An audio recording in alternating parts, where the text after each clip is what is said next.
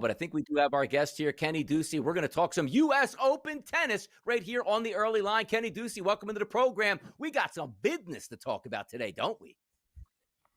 We absolutely do. Yeah, I just wanted to get myself centered and shot. Welcome. It's very nice to be here. And yes, I'm very excited. Welcome to the best part of the tennis calendar, because we're really just winding it down here. But it's been an incredible summer so far. We've had some great stories, and we've got some drama happening in mixed doubles. So yeah, it's a great time to talk tennis.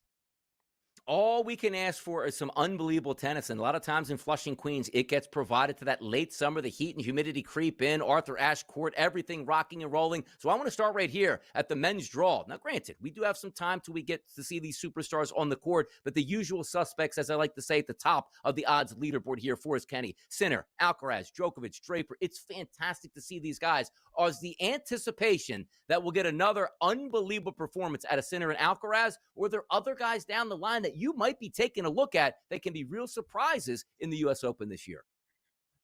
Yeah, I think the one guarantee that I might have is that there is going to be a surprise. Now, it's been a really weird summer for Jannik Sinner. It's been a weird season, to be frank. I mean, he had the suspension, and then he had the illness in Cincinnati just a week ago, which was really disappointing. He retired down 5-0 to Carlos Alcaraz. I'm not going to speculate, but it certainly hasn't been the strong, I guess Jannik Sinner had a lot of health issues a couple of years ago. He did seem to shake some of those off. Remember, he would always be pulling out with blisters, or he was sick, or, elbow. There's been a lot of things over his career that have built, but yeah, I mean, that was obviously an unknown thing that he's been dealing with. He's been dealing with injuries this year. I don't know if he's necessarily going to get to the final, if he's going to set one up with Carlos Alcaraz. I think there's a lot of guys in this draw that could certainly make some noise. Jack Draper is a guy that has had a good year. He did win a Masters 1000 this year, but there's another guy who won a Masters 1000 this year as well, and that's Ben Shelton, around 3,500, maybe even higher at some shops. There's a couple of talented lefties, those two guys. I think it definitely makes some noise here, and it just feels like there's going to be one big story here written, whether it's Alexander Zverev maybe making it back to a Grand Slam final. I don't know what it is, but it doesn't feel like it's just an inevitability that we're going to see Sinner Alcaraz like always, really.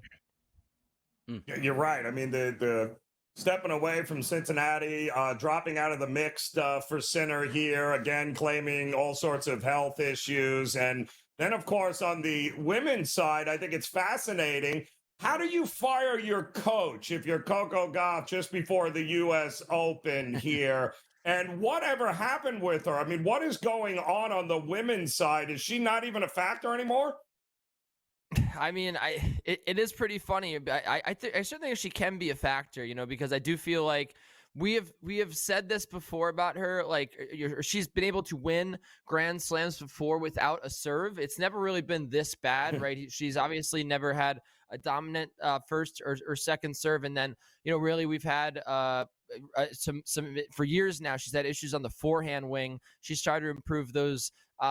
She's really won throughout her career despite her own limitations. So I do feel like she still can be a factor, yes, but it is getting really scary watching her out there practicing she's never served before with some of her coaches. And the other thing I'll say about this is that, I'm not, I've never been a professional tennis player, so I'm not in the position to say that I know what's going on with their coaches. But I will say I have seen this happen before, where you see a coach working with someone they're right before a big tournament, and it feels like things are going really well with the new coach, and then bang, the coach is out. Or, I don't know if it's like you've reached your limit of how much you can learn with the coach, but yes, it's definitely, we'd like to see something different. The narrative when she won the U.S. Open was Brad Gilbert was her new coach and everything was great. So I'm not sure.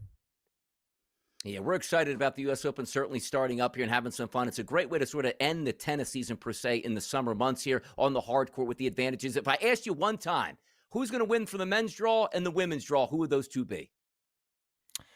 Oh, I think I actually think we're going to see Ben Shelton win this tournament. I don't know why, I don't know how, but he did win a Masters 1000. I did not think he had that in him. It wasn't the greatest, hard court season in terms of the North American hard court swing, but it just feels like Alcaraz is the only guy that's really running head and shoulders away from the rest of the field. And I feel like he's really put together he's done some shaky performances all year long, and especially the last, 4 or 5 Grand Slams. So I'm going to say Ben Shelton because I do feel like the conditions get a little slower, down higher. Thank you, Kenny Ducey. Appreciate the input. We'll be right back right here on the Early Line.